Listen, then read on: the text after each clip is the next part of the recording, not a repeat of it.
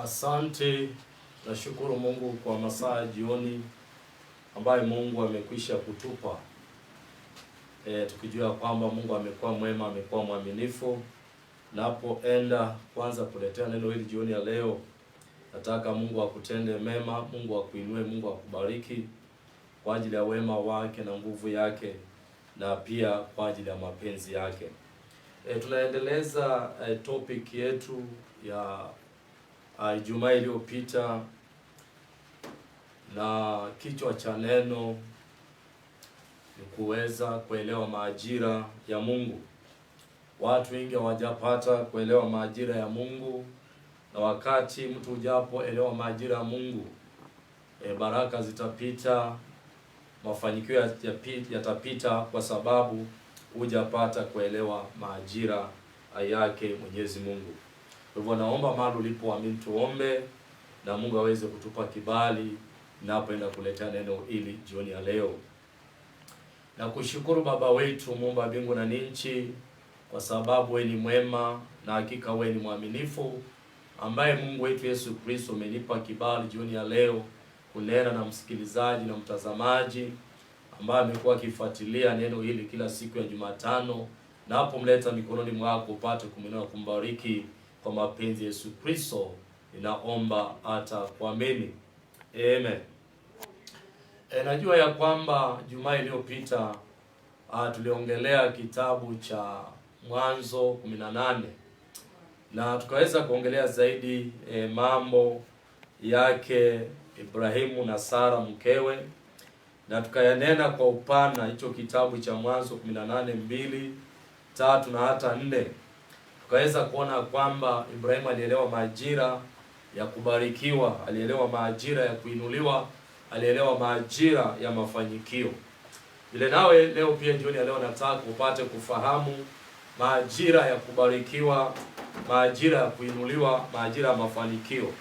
Na kabla nirudi katika kitabu cha Mwanzo, nataka tuangalie kitabu cha Joshua 2. Tunataka tuangalie Joshua 2, mstari wake mdogo ni ule wa 9 na ule wa 10 na ule wa 11. Neno la Mungu nasema ya kwamba akawaambia wale wanaume, mimi najua ya kuwa Bwana amewapa nanyi nchi hii, na ya kuwa hofu imetuangukia mbele yenu, na ya kuwa wenyeji wote wa nchi wanayeyuka mbele yenu. Maana tumesikia jinsi Bwana alivyokausha maji ya bahari ya Shamu mbele yenu hapo mlipotoka Misri. Tena mambo hayo mliowatendea wafalme wawili wa Mori waliokuwa huko ng'ambo ya Yordani, yani Sioni na Ugu, mliowaangamiza kabisa. 11. Na mara tuliposikia hayo mioyo yetu iliyeyuka, wala ikusalia ujasiri wote katika mto haya yote kwa sababu yenu. Kwa kuwa Bwana Mungu wenu, yeye ndiye Mungu katika mbingu juu na katika nchi chini. Praise God. Tumeona ya kwamba tunapoangalia neno hili la kuelewa majira ya baraka na majira ya kuweza kufanyikiwa, tunaona ya kwamba mwanamke huyu ambaye aliitwa Rahabu alielewa majira ya Mungu. Katika mji wa Yeriko kulikuwa na watu wazuri ambao waliona hao ni wema, watu wanaostahili, watu wanaofaa zaidi ya Rahabu. Rahabu alikuwa ni mwanamke kahaba. Tunavyoelewa ya kwamba mtu ambaye ni kahaba si mtu anafanya mambo yake kwa siri, ni mtu ambaye anafanya mambo yake kiwaziwazi. Ni mtu ambaye anajiuza kwa kutafuta riziki ili apate pesa kupitia kwa mwili wake. Lakini Rahabu naye muongelea aliishi katika mji wa Jericho. Lakini Rahabu alikuwa na ufahamu wa kuweza kuelewa majira ya yeye kubarikiwa na maisha yake kuweza kubadilika. Katika mji ule tunaelewa ya kwamba mtu ambaye aliyeitwa kahaba alidharauliwa na alitengwa hata na familia yake. Mtu ambaye alikuwa kahaba watu hawakumpenda kwa sababu kazi ya ukahaba ilikuwa ni kazi ambao katika familia, katika ukoo, ilikuwa ni kazi ambao ni kama mtu aliyelaniwa. Ni mtu ambaye atatengwa na familia na atakataliwa na familia ambayo ametoka ndani. Kwa maana ni mtu ambaye anatumikia mwili wake kujifaidi ama kupata riziki. Na tunaelewa kwamba katika neno la Mungu haikubali mtu kufanya kazi ya ukahaba, yaani kuuza mwili wake kwa sababu ya kutafuta riziki ya maisha yake. Lakini amuongelea mwanamke ambaye aliitwa Rahab, aliyejua majira ya Mungu, akajua wakati wa kufanyikiwa na wakati wa kuinuliwa. Praise God. Rahab naye mnenea ni Rahab ambaye aliweza kuelewa wakati wa Mungu, na huyo Mungu alikuwa ni Mungu asiyemjua. Kwa maana Rahab alikuwa mpagani, alikuwa mtu wa mataifa ambaye hakuelewa Mungu wa Musa, hakuelewa Mungu wa Ibrahimu, hakuelewa Mungu wa Isaka, hakuelewa Mungu wa Yakobo. Lakini Rahab naye muongelea siku ya leo, aliyekuwa katika mji wa Jericho, alielewa majira ya Mungu. Na tunaona kwamba Rahab naye muongelea aliyekuwa katika mji wa Jericho, alipoelewa majira ya Mungu, alienenda na hiyo wakati na akapata kukombolewa yeye na nyumba yake. Familia yake ikapata kuokoka. Familia yake ikapata kukombolewa machoni pa Bwana. Wakati mji wa Jericho ulipovamiwa na jeshi la Mungu wa Israeli, wakati ukuta ulipoanguka na watu waliokuwa katika mji wa Jericho wote walipoanza kuvamiwa na kuuawa, Rahab aliweza kukomboa nyumba yake, nyumba ya familia yake na ukoo wake wote ulipata kuokoka kwa sababu Rahab alijua majira ya Mungu wa Israeli. Praise God. So neno hili tunaloliongelea majira, kuna watu wengi hawaelewi majira ya kufanyikiwa. Kwa maana Rahab anaambia wale wapelelezi walioingia katika mji ya kwamba tulisikia yale ambaye Mungu wenyu aliyoyatenda kule ng'ambo ya Jordani, na hata alivyowaangamiza wale wafalme wawili. Na tuliposikia hiyo habari, mji wetu watu wote wameyeyuka, mioyo yao imeyeyuka, wameingiwa na utifu na wasiwasi. Na hapo ndipo tulipojua kwamba Mungu wenu ni Mungu mkuu, ambaye ni Mungu aliyetenda mambo haya, na huyo ndiye Mungu ambaye anastahili kuabudiwa. Praise God. Naongelea kwa mtu ambaye anaelewa majira ya Mungu kwenye maisha yake. Naongea na mtu ambaye anaelewa wakati wa kutembelewa. Naelewa na mtu ambaye anaelewa wakati wa Mungu kutaka maisha yake yaweze kubadilika. Naelewa kwa ule mtu ambaye anajua ya kwamba leo hii Mungu ako mlangoni anabisha, inafaa niwe nafungua mlango apate kuingia, akae nami tusemezane naye. Kuna watu waelewi majira ya Mungu, na kuna watu wamepuza tu. Kuna watu wanachukulia mambo kuwa ya kawaida, kama wale watu waliokuwa katika mji wa Jericho. Wale watu waliendelea kufanya mambo yao, waliendelea kufanya mioyo yao kuwa migumu, waliendelea kukaa katika hali ya kujilinda, waliendelea kudefend hali yao ya kimaisha, lakini hawakujua hili wakati ambapo Mungu wa Israeli ana uwezo wa kuwakomboa na kuwaweka huru. Lakini tunaona mwanamke aliyekuwa kahaba akikubaliana na wale wapelelezi, anachukua wale wapelelezi anawaficha. Na hata mfalme anapotuma watu jeshi katika nyumba ya ule kahaba anaambia, kabla usiku hujaingia hao wapelelezi walikuwa wametoka, kwa hivyo ndio muwafuate, pengine mtawapata njiani. Wakati ameficha wale wapelelezi ndani ya nyumba yake. Yaani watu wanaoelewa majira ya kubarikiwa. Hakuna baraka zinakuja pasipo kugaramika. Mwanamke huyu aliweza kugaramika kwa ajili ya kuficha wale wapelelezi. Na kama mfalme au wale maaskari wangeweza kujua kwamba wale watu wamefichwa katika nyumba ile ule kahaba, huyu kahaba pengine punishment yake ingekuwa ni kifo. Lakini ule kahaba alijitolea kuficha wapelelezi, kwa maana alijua hakika hata kama hao wanajaribu kulinda mji, wanajaribu kujizuia, lakini ile miujiza ambaye Mungu ametenda kule ng'ambo ya bahari na ameweza kuangamiza wafalme wawili, so hata ule mji wao si kitu. Ile Mungu ana uwezo wa kuweza kuangamiza yoyote aliyo katika ule mji wa Jericho. Ahabu aliweza kujua ya kwamba ukuta ambao umezunguka mji wa Jericho sio tisho kwa Mungu wa Israeli. Oh, praise God. Kwa hivyo Ahabu aliweza kukubaliana na wale wapelelezi, na Ahabu akachukua hatua ya kutenda mema. Ahabu akachukua hatua ya kuficha wapelelezi. Ahabu akachukua hatua ya kutenda mambo ambaye angemwadhirisha yeye mwenyewe. Nataka utazame katika macho ya kiroho. Mwanamke ambaye ni kahaba ana akili ya kuelewa majira ya Mungu. Lakini kuna watu ambao wanaishi kanisani, kuna watu ambao wameokoka, kuna watu ambao wanajua Kristo ni Bwana, lakini hawajaelewa majira ya mafanikio yao. Kuna watu ambao wameishi kanisani, wanaomba, wanafunga, lakini hawajaweza kuelewa wakati wa Mungu ambao umekaribia kwa ajili ya kubadilisha maisha yao na kwa ajili ya kuwapa baraka na amani ya maisha yao. Praise God. Lazima tuelewe majira ya Bwana. Na napoongelea kuhusu umuhimu wa majira, tusipoelewa wakati wa Bwana kwenye maisha yetu, Bwana atakuja na atapita. Tutaangamia hata pamoja na wale watu wabaya. Na pengine Mungu amekutembelea jioni ya leo ili aweze kubadilisha maisha yako, lakini bado unafanya moyo wako kusita, bado unafanya moyo wako kuwa mgumu. Jioni ya leo nakuletea upate kufahamu majira ya Bwana. Ikiwa unaweza elewa majira ya Bwana kwenye maisha yako, uelewe wakati wa Mungu, na wakati wa Mungu ndio ulio sahihi. Wakati wa Mungu unapofika na uelewe wakati wa Bwana, lazima maisha yako Bwana ataweza kuyabadilisha. Hautabaki jinsi ulivyo, au utaishi pale mahali ulikuwa jana. Kwa maana Bwana anapopata kibali kwenye maisha yako, lazima apate kuyabadilisha kama wewe utamkubali.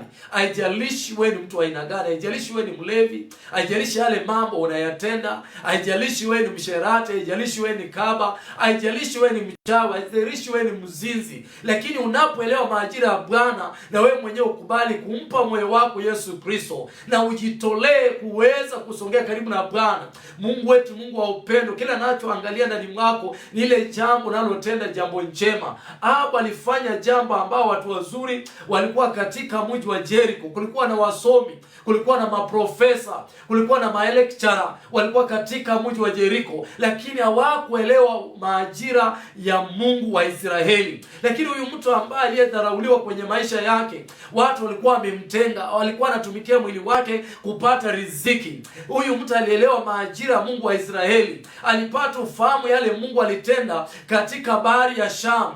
Alipogawa bahari ya Shamu, Israeli wakapita, akaelewa ya kwamba huyu si mtu wa kawaida. Hakika Mungu wa Israeli ndiye aliye Mungu mkuu, na ni Mungu anayetenda hii miujiza. Kuna watu mpaka leo hii hawajaelewa Mungu ako enzini, anatenda mambo yake, lakini katika hali ya kutokufahamu na kutokuelewa mapenzi ya Mungu, tunazidi kuelewa kwenye majira ya Bwana anapotaka kubadilisha maisha yako, anapotaka kuleta uponyaji, anapotaka kukuinua, anapopita katika sehemu lipo. Na ndio maana unaona kwamba palikuwa na mtu aliyeitwa Lazaro.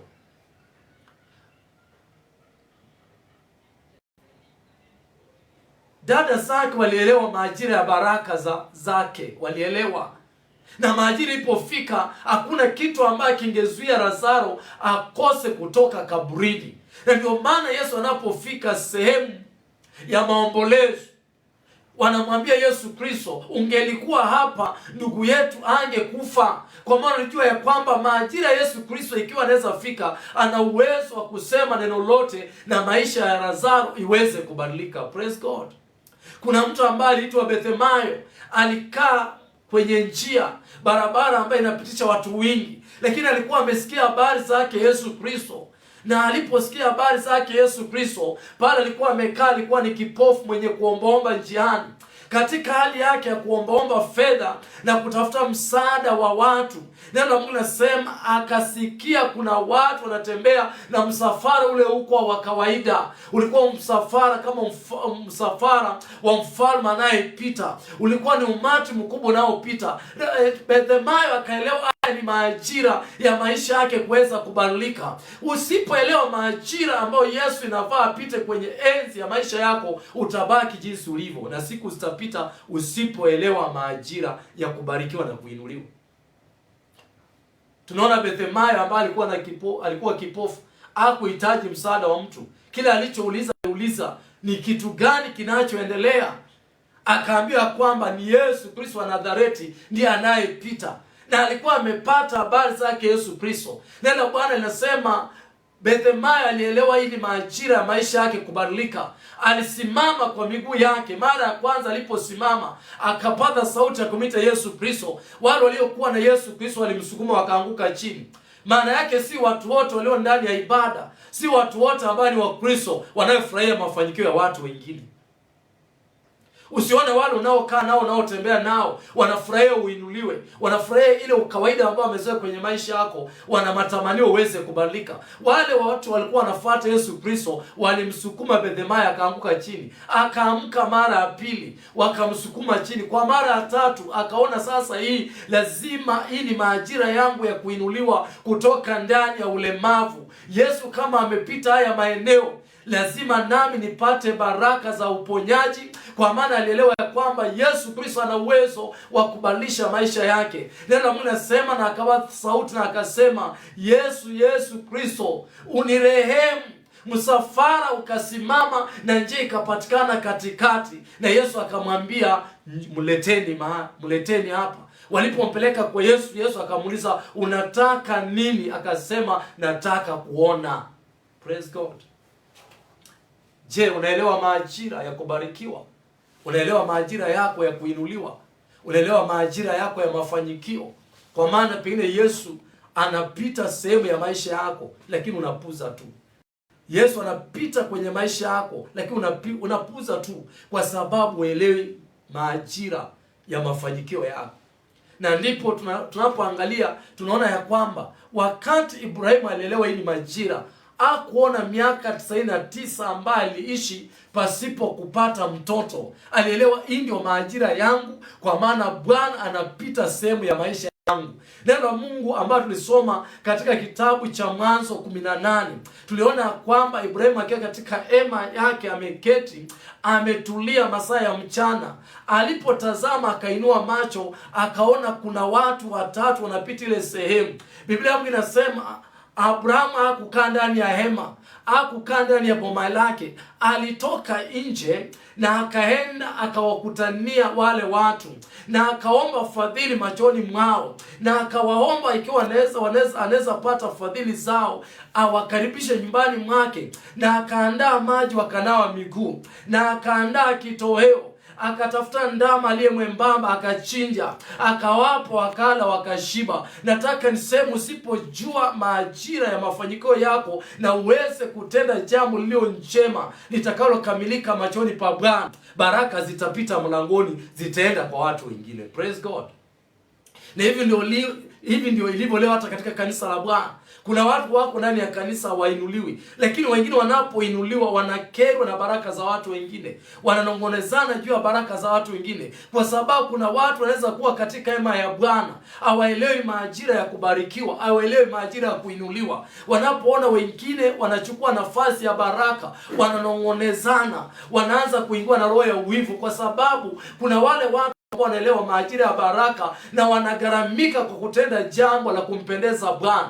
Wanapogaramika kwa jambo la kumtendea Bwana ambao litampendeza Bwana Mungu wa Israeli, na baraka zao wanapata. Lakini wewe uko pale unataka muujiza, wakati hujafurahia kumpendeza Mungu, au hujachukua nafasi yako ya kuweza kutafuta baraka, au hujachukua nafasi yako kuweza kujua majira ambaye Mungu anapita sehemu ya maisha yako. Praise God. Lazima tuelewe majira ya Bwana. Tusipoelewa majira ya Bwana ni vigumu sana kuweza kuinuliwa. Lazima tuelewe majira ya Bwana, kwa maana tukielewa majira ya Bwana tutabarikiwa, tutainuliwa. Usipoelewa majira ambaye Bwana ameahidi kupita sehemu ya hema yako, utabaki ukidharau wengine, ukijichukia, Utachukia hata kanisa, useme unaomba lakini Mungu hakujibu. Utachukia kanisa, utatembea kwenye makanisa tofauti ukitafuta kubarikiwa, wakati wewe mwenyewe umekosa kujua ya kwamba pasa ana uwezo wa kukupa baraka, bali pasa anakuandaa kwa ajili ya kupokea baraka. Na anapokuandaa lazima uelewe majira ya Mungu kuweza kutembelea. Nitakupa hadithi kidogo ya Samueli. Samueli aliweza kuandaliwa na Eli katika madhabahu ya Bwana, lakini Samueli alikuwa akinyenyekea na kuweza kuelewa. Hata wakati Bwana alipomwita Samueli, Samueli hakuelewa ni majira yake Bwana anahitaji aweze kutumika. Alikuwa anakimbia kila wakati kwa Eli kumwambia, angalia, leo hii nimeota hivi, leo hii nimesikia sauti ikiniita, ni wewe ambao umeniita. Mpaka mara 3 wakati ambapo Eli alimwambia, enda leo hii ukilala, utakapoitwa mwambie, naam Bwana, niko hapa ninasikiliza. Hata nawe pengine Bwana amekuita mara 3 hujapata kuelewa, hujapata kufahamu. Hii ni majira ambayo Bwana anahitaji uweze kutumika. Hii ni majira ambayo Bwana anahitaji utoka katika hali ile ya kukaa mahali ulipo. Hii ni majira ambayo Bwana anataka kukuinua. Anataka kukuinua kwa mataifa. Anataka kuinua wewe mhubiri wa mataifa. Anataka kuweka katika viwango vingine. Lakini bado anapokuita, bado unakimbia kwa mtu ambaye Roho wa Bwana ametoka ndani mwake. Unaenda kumuuliza kwamba nimesikia nikiitwa. Sasa ukipata wale watu ambao wasiokuwa na upendo wa Mungu ndani mwao, hawatataka usikize sauti ya Bwana. But Eli alikuwa amekomaa. Hata ikiwa neno linasema kwamba neno la Bwana lilikuwa dimu wakati huo, lakini akamwelekeza Samueli akamwambia, nenda, utakapoitwa itika, useme Bwana ninasikia. Praise God. Kwa hivyo naongelea kuhusu majira. Je, unaelewa majira ya kubarikiwa? Unaelewa majira ya kuinuliwa? Unaelewa majira ya mafanikio yako? Au wewe umekaa tu unalia ukisema kwamba mi Bwana nitembelee, mi Bwana niinue? Lazima upate kuelewa majira ya mafanikio. Na hii majira ya mafanikio usipopata kuelewa kwa jinsi inavyotakikana, itakuwa vigumu sana kuweza kufahamu. Kwa hivyo nataka nimalize na ile andiko la Mwanzo. Hii mambo ya majira ya mafanikio tutaendelea kuyaongelea sana ili tuweze kuelewa Mungu ako na makusudi gani. Nataka tusome Mwanzo sura yake ya 2, mstari wake mdogo ni ule wa 10 na 11 na 12.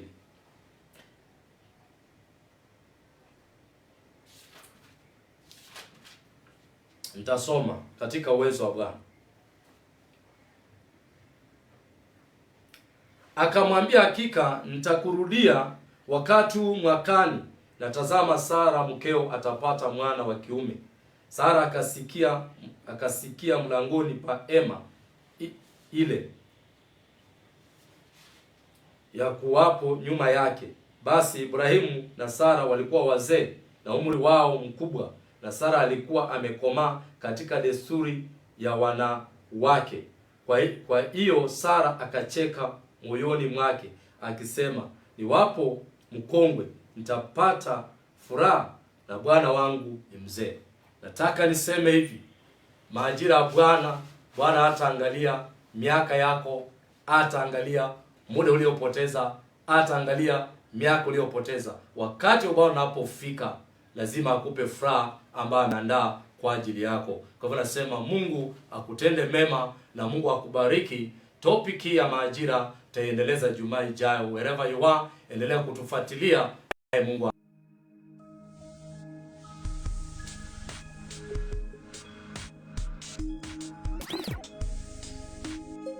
We are glad you are watching NMIG TV, where God's plan is to prosper you.